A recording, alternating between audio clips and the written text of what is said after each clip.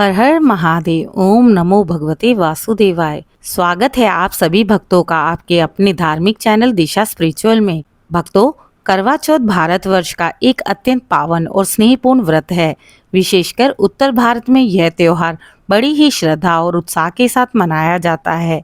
इस दिन विवाहित स्त्रियां अपने पति की दीर्घायु और अखंड सौभाग्य और सुख समृद्धि के लिए निर्जल उपवास रखती हैं और चंद्रमा के दर्शन के पश्चात ही व्रत का समापन करती हैं।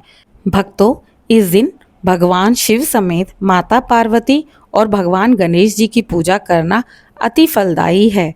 भक्तों, वर्षा या बादल की छटा रहने के कारण कई कारणों से चंद्रमा नहीं दिख पाते हैं, तो आप अपने स्थानीय समय को देखकर उसके पश्चात चांदी के बने हुए चंद्रमा या फिर भगवान शिव के मस्तक पर विराजमान चंद्रमा की पूजा कर उन्हें अर्घ्य देकर अपने व्रत का पारण कर सकते हैं।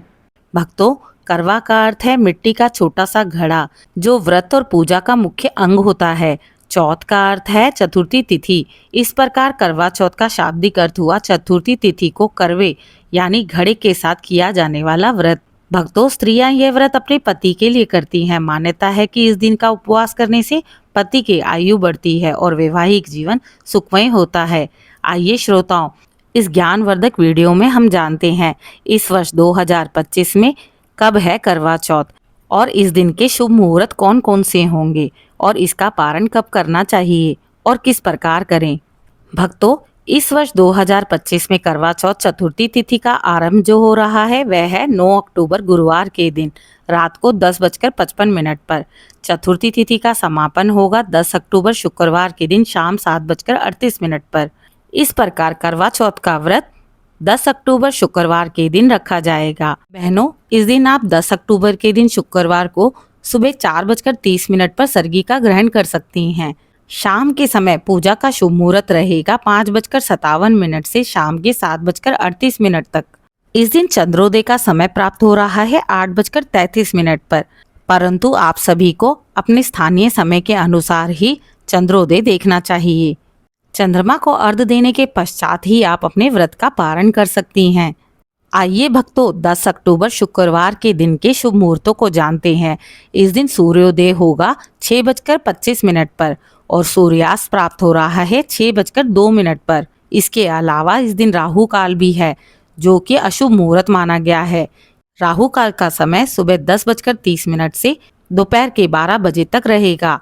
इस दिन अभिजीत मुहूर्त प्राप्त हो रहा है सुबह 11:50 से दोपहर के 12:37 तक।